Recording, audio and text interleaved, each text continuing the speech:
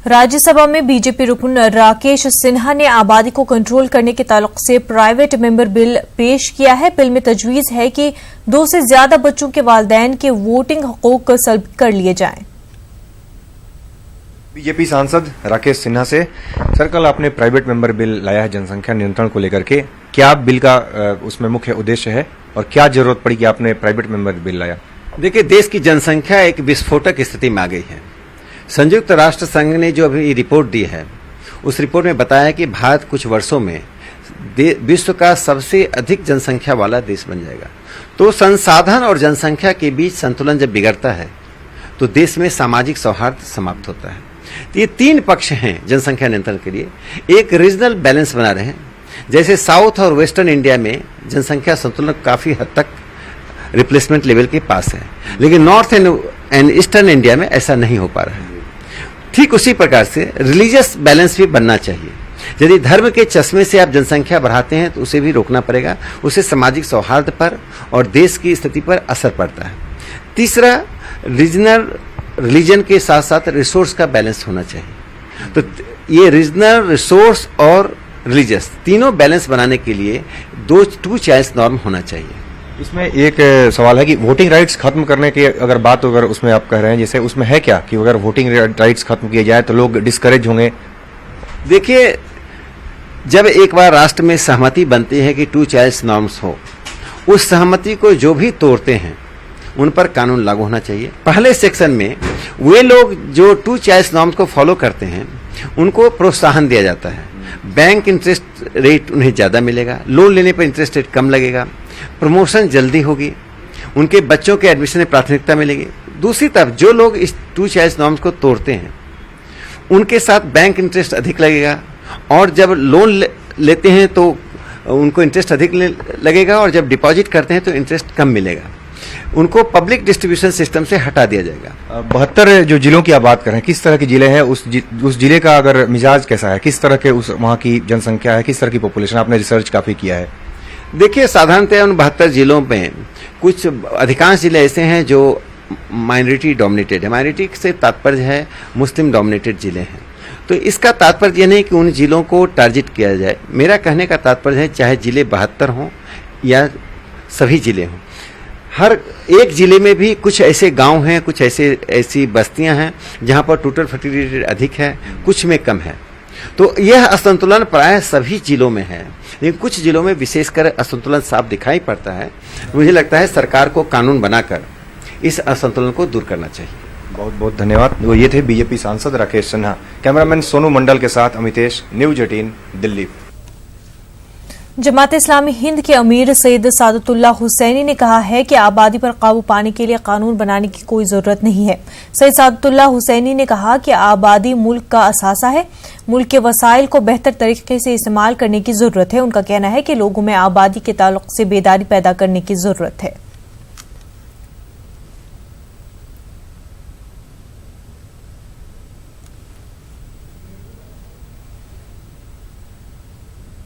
दिल्ली के नायब वज़ीर आला मनीष सिसोदिया ने पंजाबी, संस्कृत और उर्दू टीचर के खाली असामियों की फहरिस्त तलब की है। मनीष सिसोदिया ने एजुकेशन डिपार्टमेंट को लिखा है कि अगर टीचर्स नहीं होंगे तो तालीम पर खर्च का क्या फायदा। न्यूज 18 ने दिल्ली में उर्दू टीचर्स की कमी के ताल्लुक से खबर चलाई थी, जिसके बाद मनीष सिसोदिया हरकत में आए। दिल्ली के 794 स्कूलों में उर्दू टीचर्स की पोस्टें मौजूद है, लेकिन सिर्फ 300 स्कूलों में उर्दू पढ़ाई जा रही है।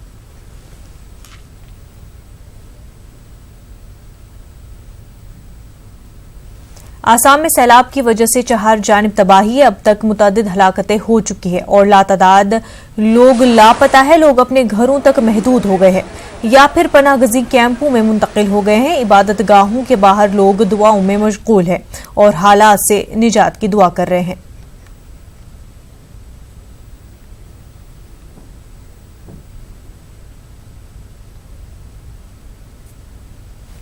अल्लाह तुम्हें आय अल्लाह मुसीबत अल्लाह तुम्हें আমাদেরকে উদ্ধার করিয়ে দাও মওলা।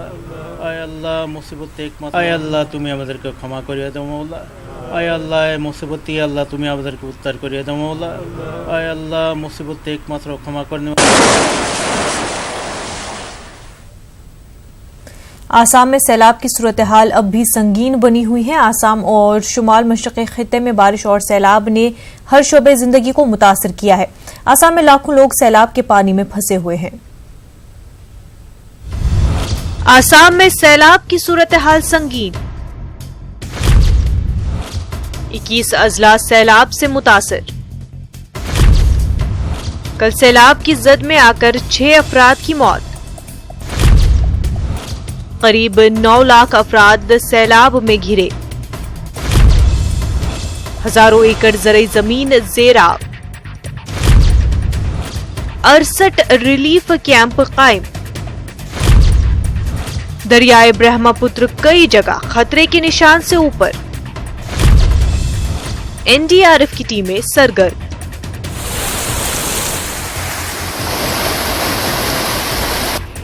आसाम में 21 अजला सैलाब की जद में है। 68 सर्कलों के 1,500 से जायद गांव ज़ेर-आब आ गए हैं। धीमाजी, लखीमपुर, बसवनाथ, सोनितपुर, दरांग, बक्सा, बारपीटा, नलबारी, चिरांग, बोंगई गांव, कोकराझार, गोलपाड़ा, होजाई, गोलाघाट, मजोली, जोरहाट, शिवसागर, तीनसुकिया, डिब्रूगढ़ में सैलाब ने लोगों की जिंदगियां दोबर कर दी हैं। बारपीटा और धीमाजी में सैलाब से सबसे ज्यादा लोग मुतासिर हुए हैं। जिला लखीमपुर में कड़ी फसलें पानी से तबाह हो गई हैं। 68 रिलीफ कैंपों के जरिए मुतासरा लोगों को राहत पहुंचाने की कोशिश की जा रही है। मजोली, लखीमपुर और नलबारी में सबसे ज्यादा राहत के मराकज कायम किए गए हैं। इस इलाके में तो प्राय कम से कम 3-4 साल से हम लोग ये सिचुएशन में भोग रहे हैं। यहाँ जब भी पानी ब्रह्मपुत्र का बढ़ता है, इधर से पानी पार हो जाता है, कभी कभी रिन बांध टूट जाता है। लेकिन लास्ट ईयर यहाँ हम लोग देखा कि मुख्यमंत्री भी आके इस रिन बांध पे मीटिंग करके गया, लेकिन उसका अभी भी फलपूर्वक कोई हम लोग का समाधान नहीं हुआ। नहीं, देखिए, ये जो अंचल है यहाँ पे हर साल जिस तरह से बाढ़ का पानी हमेशा रिंग बांध से ऊपर से जाता है, ये आज की नहीं कई साल से समस्या चली आ रही है। मुसलसल बारिशों के बाद आसाम में गुवाहाटी समेत कई जगहों पर ब्रह्मपुत्र खतरे के निशान से ऊपर बह रही है। एनडीआरएफ और एसडीआरएफ की टीमें कुछ मुतासरा इलाकों में राहत और बचाव के ऑपरेशन अंजाम दे रही हैं। अभी तक तो प्रशासन ने कोई भी सुविधा नहीं दिया, लेकिन जो आदमी बचाने के लिए एसडीआरएफ को कल तैनात किया था, तो आदमी लोग को बचाया। लेकिन जितना संपत्ति है, चावल दाल है, गोरू मुर्गी आदि सब कुछ तो खत्म ही हो गया। घर बारी तो सब नुकसान हो गया। अभी तक तो प्रशासन या स्थानीय विधायक जो है उन लोग भी खबर नहीं लिया है। त्रिपुरा समेत शुमाली मशरक़ी खित्ते की दीगर रियासतें भी सैलाब से शदीद मुतासिर हुई हैं। कई मकामात पर नदी नालों में तग़यानी आई हुई है और कई रिहायशी इलाकों में पानी घुस गया है। मिजोरम और आसाम को जोड़ने वाली सड़क भी सैलाब से मुतासिर हुई है। खित्ते में जमीन खिसकने के वाकयात रोनमा हुए हैं। बिजली और मौसलाती निजाम की तरसीली लाइनें भी काफी मुतासिर हुई हैं। Bureau report, news 18 Urdu.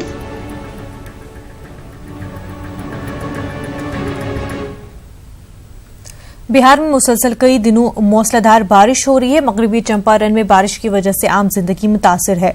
School, railway station, सड़कों और घरों में पानी जमा हो गया है। कई ट्रेनें भी लेट चल रही हैं। लोगों का कहना है कि स्कूलों में पानी की निकासी के लिए इंतजामिया कुछ भी नहीं कर रही है।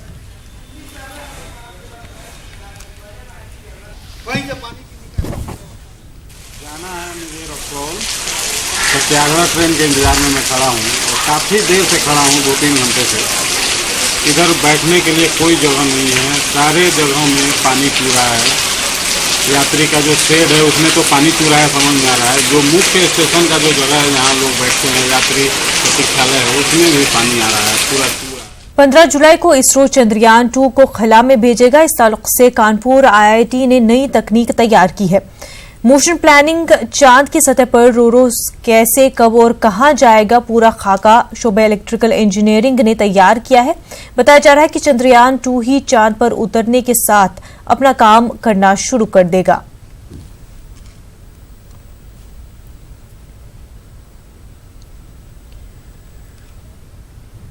उत्तर प्रदेश के बुलंदशहर में एक खातून कांस्टेबल अपनी पुलिस की नौकरी के बाद बचे हुए वक्त में सड़क किनारे झुग्गियों में रहने वाले बच्चों को मुफ्त तालीम देकर मिसाल कायम कर रही है।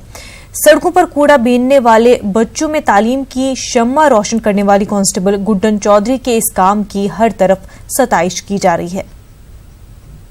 बुलंदशहर के खुर्जा थाने इलाके में सड़क किनारे क्लास लगाकर गरीब बच्चों को पढ़ा रही ये है कांस्टेबल गुड्डन चौधरी, जो अपने ड्यूटी टाइम से बचे हुए वक्त में रोजाना पिछले कई बरसों से इसी तरह गरीब खानदानों के बच्चों को तालीम दे रही हैं। दरअसल मथुरा की रहने वाली गुड्डन चौधरी इन दिनों बुलंदशहर के खुर्जा देहात इलाके में तैनात हैं और अपनी पुलिस की नौकरी के साथ साथ सड़क किनारे बसी इन झुग्गियों में रहने वाले गरीब बच्चों को सड़क किनारे ही क्लास लगाकर पिछले कई बरसों से पढ़ा रही हैं। यही नहीं बल्कि अपनी तनख्वाह का 20% हिस्सा बच्चों की कॉपियों, किताबों और पेंसिल वगैरह दिलाने में खर्च करती हैं। गुड्डन चौधरी का कहना है कि वो इन बच्चों का इलाके के सरकारी स्कूल में दाखिला कराना चाहती हैं ताकि बच्चों का भी मुस्तकबिल सुनहरा बन सके, लेकिन इलाके के सरकारी स्कूलों के प्रिंसिपल बच्चों के दाखिले के लिए आधार कार्ड की मांग कर रहे हैं। अब गुड्डन चौधरी इन बच्चों का आधार कार्ड बनवाने की कोशिश कर रही हैं। देहात के अंतर्गत एक गुड्डन चौधरी जो 2016 बैच की महिला आरक्षी है, वो अपनी ड्यूटी के अतिरिक्त समय बचा करके वो जो गरीब बच्चे हैं उनको शिक्षा देती है। आरक्षी को इसके काम के लिए उनको बधाई भी देता रहूं और सदैव मेरे स्तर पर जो भी सहयोग होगा उसको करता रहूंगा। गुड्डन चौधरी है, मैं पुलिस में सर्विस करती हूँ और मेरी फिलहाल खुर्जा देहात में पोस्टिंग है और मैं जो गरीब बच्चे हैं झुग्गी झोंपड़ी वाले उन बच्चों को फ्री में शिक्षा देती हूँ।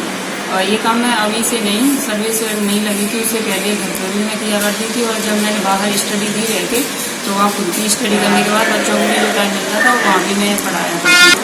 बच्चों को पढ़ाते मुझे बहुत अच्छा लगता है कि इनका भी विकास हो रहा है, ये भी आगे बढ़ना है और काफ़ी अच्छी बड़ा काम तो नहीं कहूँगी मैं, एक छोटी सी पहले थी जिनके माँ बाप हैं गरीब हैं और जो अपने बच्चों के लिए फीस अफोर्ड नहीं कर सकते तो उन्हें मैं फ्री में शिक्षा देती हूँ ताकि वो भी पढ़ें और वो भी शिक्षित हों। बच्चों को पढ़ाने का उद्देश्य मेरा ये है कि बच्चे शिक्षित हों और समाज में जो बुरी बातें या जो बुरी चीज़ होती हैं उनसे बचें। उन्हें ज्ञान होना चाहिए कि शिक्षा का क्या उद्देश्य है और अगर वो पढ़ेंगे तो समाज में क्राइम कम होगा, उन्हें पता चलेगा कि अच्छी चीज़ें क्या होती।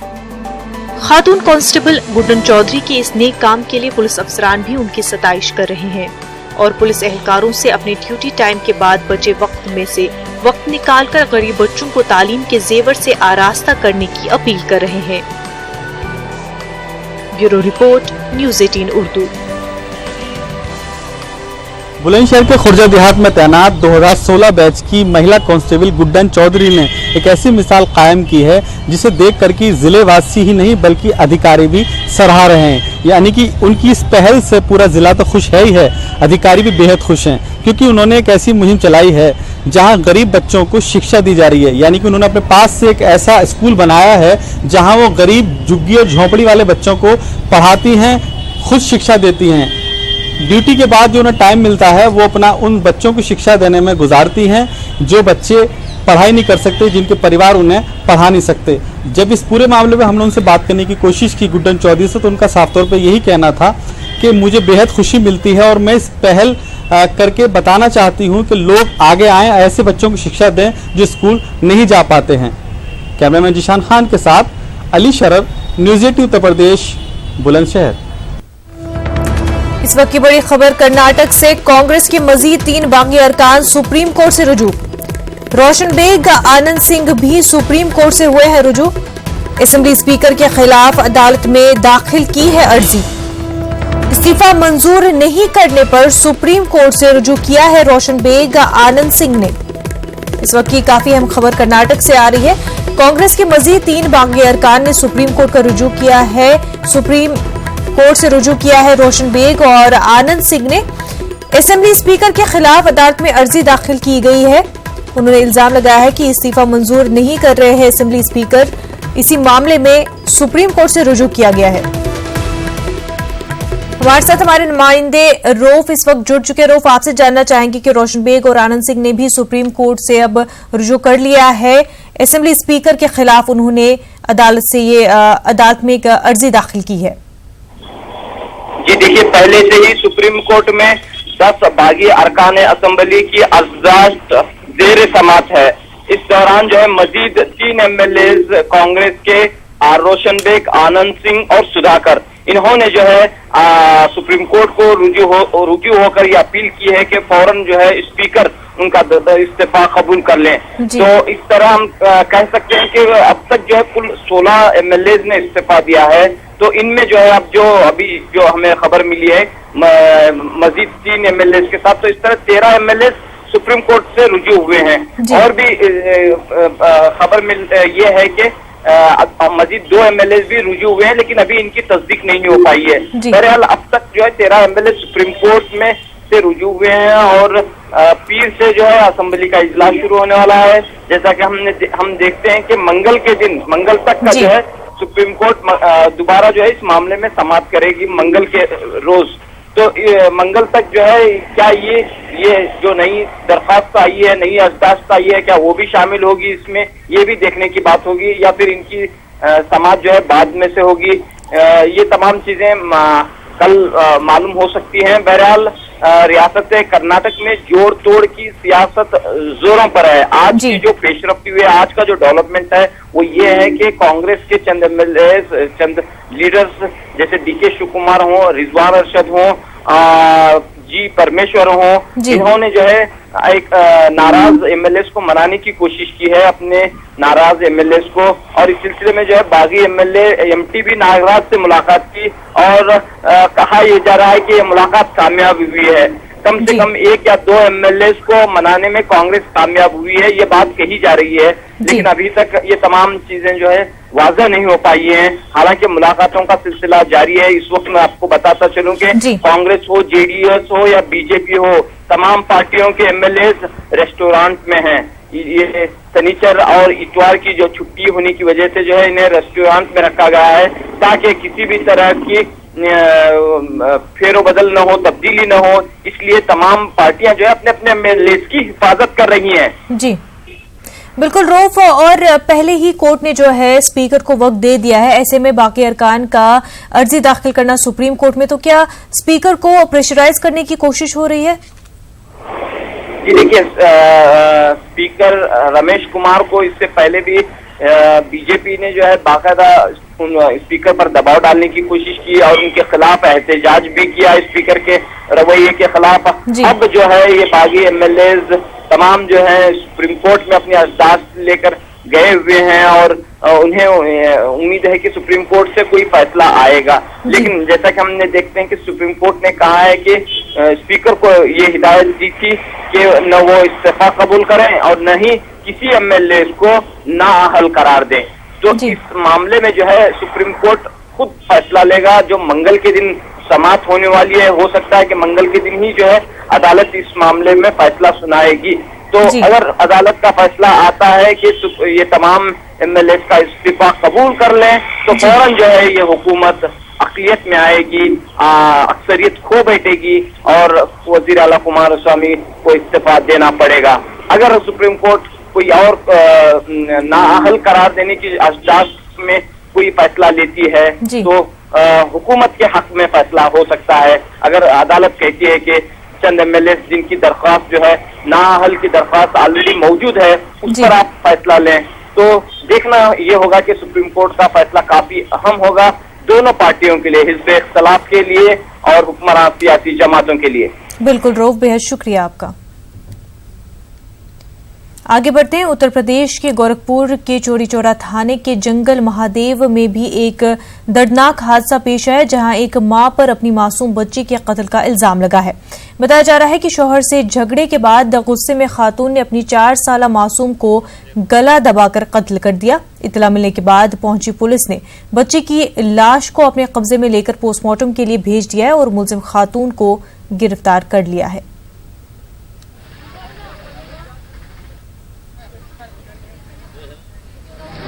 हाँ? कब पता चला आपको कि आपकी पत्नी ने आपकी बच्ची को हत्या की? कैसे पता चला है? फोन आया था। वही फोन आया था? फोन की। अच्छा, क्या नाम था आपकी बच्ची का? उसके बाद किसको सूचना दी है? किसको सूचना दी है उसके बाद? उसके बाद पुलिस को सूचना दी है। पहले कुछ विवाद था? पहले विवाद झगड़ा चल रहा था। मुल्क भर में पानी की शदीद किल्लत ने हमें पानी की अहमियत और उसे बचाने की तरफ राग़िब किया है।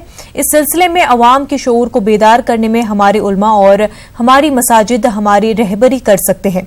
शहर हैदराबाद की शाही मस्जिद बाग़े आमा में वजू के पानी की हार्वेस्टिंग के जरिए पैगाम दे रही है कि किस तरह हम पानी की हिफाजत कर सकते हैं। आप देखिए रिपोर्ट, हमें दीजिए इजाजत। आदाब। मक्का मस्जिद के बाद हैदराबाद के मरकज बाग़े आमा में वाक़ शाही मस्जिद को शहर की दूसरी सबसे अहम मस्जिद समझा जाता है। इस मस्जिद में हर दिन 5 नमाजों में सैकड़ों और जुमे की नमाज में हजारों लोग नमाज अदा करते हैं। मस्जिद इंतजामिया ने पानी की अहमियत के मद्देनजर ये फैसला किया था कि मस्जिद में वजू के पानी की हार्वेस्टिंग के इंतजाम किए जाएं। इस सिलसिले में महकमे अक़लियती बहबूद से इजाजत के बाद मस्जिद के पीछे वाटर हार्वेस्टिंग के माहिरीन से मशवरे के बाद एक गड्ढे की तामीर की गई, जिसमें वजू के बाद खारिज पूरे पानी को जज्ब करने की सलाहियत है। रेन वाटर हार्वेस्टिंग का सिस्टम 20 साल पहले बनाया गया और अल्हम्दुलिल्लाह जितना पानी यहाँ आता है पूरा का पूरा जमीन के अंदर जज्ब करने की पूरी कोशिश की जाती है। हर आदमी जो वजू करता है हजारों लाखों गैलन पानी यहाँ पर इस्तेमाल होता है।